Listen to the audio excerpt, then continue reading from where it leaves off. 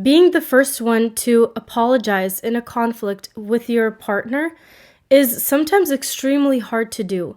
And oftentimes, empaths will take the route to humble themselves and come up and say sorry first. Although this is a very good skill to have for you, it is also very detrimental when implemented incorrectly. We're going to talk about what scenarios are appropriate for apologizing first to your partner, and when you should actually hold back from the apology, allowing them to realize what they did wrong in the relationship, reflect on it, and then come to you. My name is Ellie. I'm a relationship coach, and you'll find a lot of content on my channel are relationship related because I believe that that is one of the most fundamental things that all of us strive to improve in order to have a better quality life. If topics like this one interest you, please don't forget to hit the thumbs up button. And if you want to subscribe to my channel, I would be really grateful. You might already be aware of this, but most likely you have an anxious attachment style. And if you don't know what I'm talking about, it is the adult attachment theory. You can read the book or watch an entire playlist that I have linked below. It is going to talk all about attachment theory. Why I bring this up is because it's very important when you're having conflict with your partner. Sometimes people with an anxious attachment style are going to be more empathetic. They feel more uncomfortable with distance and space, and especially if you left things off on a bad note, you're way more likely and motivated to try to fix things and make them better than someone with a secure attachment style or someone with an avoidant attachment style. Being self-aware as to what is motivating us to go and apologize first when both partners were wrong or maybe have overstepped during the conflict is really important. If you're going to apologize based on you feeling uncomfortable, based on just wanting to move on from this conflict, and you go to apologize first, you're kind of allowing your partner to get off the hook without having to own up to what they did and take accountability for their participation in the conflict. Maybe you're okay with taking one for the team, but let me tell you what that's going to do for you long term. Number one, you're going to teach your partner that it's okay to not apologize because you're willing to take the blame onto yourself, even if both of you were wrong. And the effect of this is that there's going to be a power imbalance in your relationship. You're basically showing your partner, hey, I am more emotionally attached to you. I care about this relationship working out more than you do. So therefore, I'm okay with submitting and saying that I'm sorry first and apologizing and kind of letting you off the hook. Can we just be good? Can we just move on from this? If your partner decides to use this in a way to manipulate you in the future, and hear me out, the more of this that you do, where you're kind of disrespecting your own boundaries, your own self-worth, it is allowing your partner to do the same.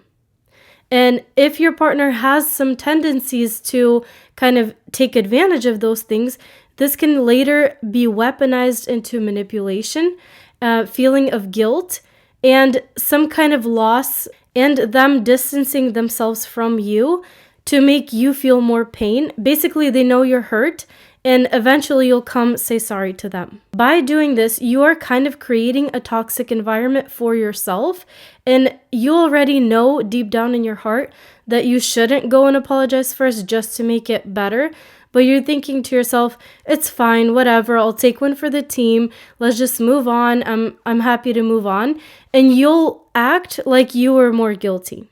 If you have an avoidant partner or a person who kind of holds grudges for a while longer, or they might keep bringing things up from the past, you're apologizing first, you're trying to fix things first, is an absolute no in my book. You should not be doing that. The second problem with this is that you are never allowing them to reflect on the conflict at their own time.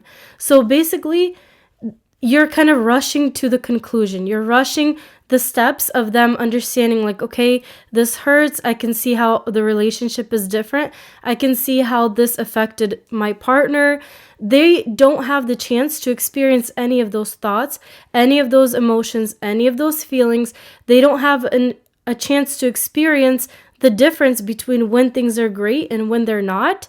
And you're basically trying to rush them to the conclusion that, hey, okay, we want to be together still, everything's fine, let's just move on. This is problematic because it does not allow your partner to emotionally develop, and we all need to do this over time. We all need to be able to reflect on our own mistakes, reflect on how things were said, maybe how they were misinterpreted or whatever the case may be.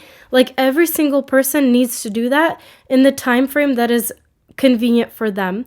And you have to, although it's uncomfortable, although it's painful for you, if you love them or if you love that relationship and you want things to be better in the future, you have to allow them the time to process their emotions. And with men, they often set this aside to when they have free time. Like, if they have work or whatever is going on, maybe they have a plan to meet up with someone after work or whatever, they are going to mentally put off the conflict all the way until the end of the day, or until they have time where they literally have nothing else to concentrate on except for the conflict. And that is a big difference between men and women.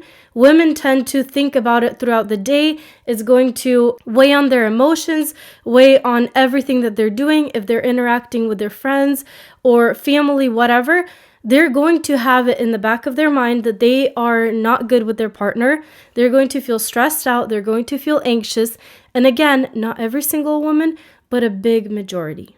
And that is why it takes a lot longer for men to reflect on whatever the issue is versus women. We kind of tend to rush things to just put it back into their places and make everything okay. Honestly, if you're not in a heterosexual relationship, it doesn't matter, because one of the partners is more anxious and the other one is more avoidant if you have this issue occur in your relationship. So just take what I'm saying in the way that it applies to you. You're showing that you are willing to step over your own boundaries, your own self-worth, in order to just make things okay.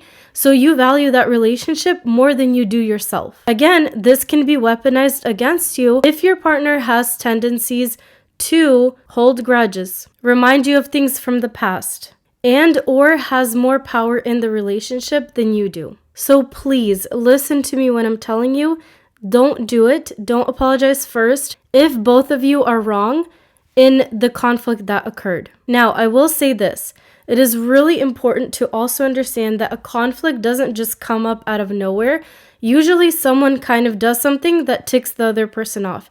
If that was you, you did the first thing that was kind of messed up, and then it just trickled into this argument, maybe that is a reason to apologize first. Second of all, if you're completely in the wrong, or your conscience is judging you that it was actually your fault, then go ahead and unburden yourself. I don't want you to sit there and be petty and try to hold your ground when you deep down feel super insecure about what you did. Those are the exceptions to the rule.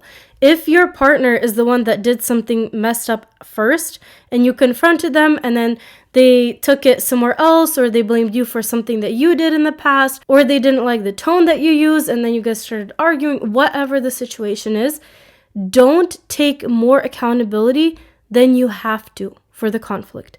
That is a sign of someone who has low self-worth. I really hope that I delivered the message to you so that you understand the importance of this. And sure, you might think that, hey, it's not a big deal, I'll do it this one time. But in reality, it could just be your own panic, your own fears coming up, where you think, what if they do something wrong in the relationship because we're not close, or we're not good? That's your partner's decision. And if they allow themselves to do that when you have a conflict, is that someone who really values you or the relationship? No. Thank you so much for watching this video. I really appreciate your feedback, you guys, and I will see you in my next video.